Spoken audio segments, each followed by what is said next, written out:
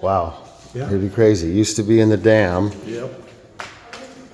And now it's here.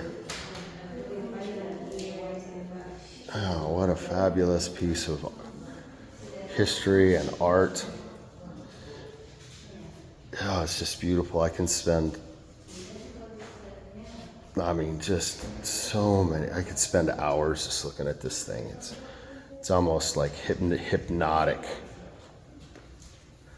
What was his name? Robert Miller. Robert Miller. Talks about some of this narrative on the back.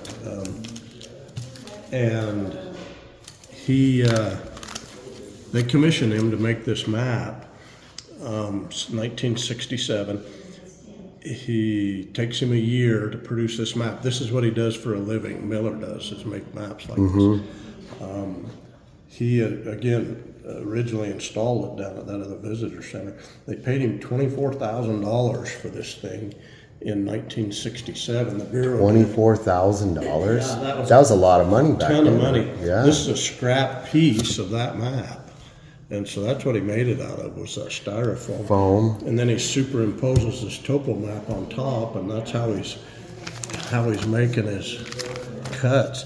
He had this Dremel router kind of a tool that he would make his rough cuts with, and then he did his fine work by hand. The map's made in 8 different sections. Every now and then on the map you see a seam. That's a seam right there.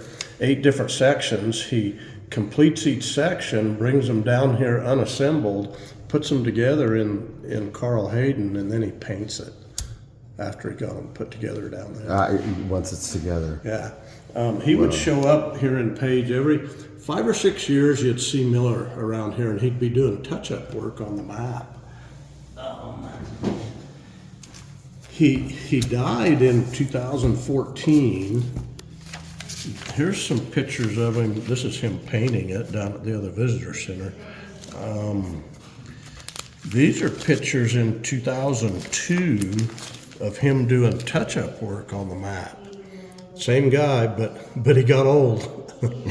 Lost. None of us are getting younger. Lost all of his look hair. At his hair here. Got old. Yeah, there we go. He needs to touch up his head. He had this foam mat that he laid out on top of the map and took his shoes off, and It then didn't depress the map, huh? And so this was 2002, and then he died in 2014. These are pictures of the Bureau of Reclamation when they took it apart down there, and they used those original seam lines to take it apart. To bring it up here? To bring it up here, yeah. But those are pictures of those guys taking the map apart. Pretty cool. But that's kind of the history of how it got here. While we were renovating the museum, they had it next door in that store. And then once they got the museum here completed, it's when they moved it just right here. Right on. So this is the plastic map that replaced the styrofoam one that Paul was just describing. It's neat, but it is not nearly as neat as the other one.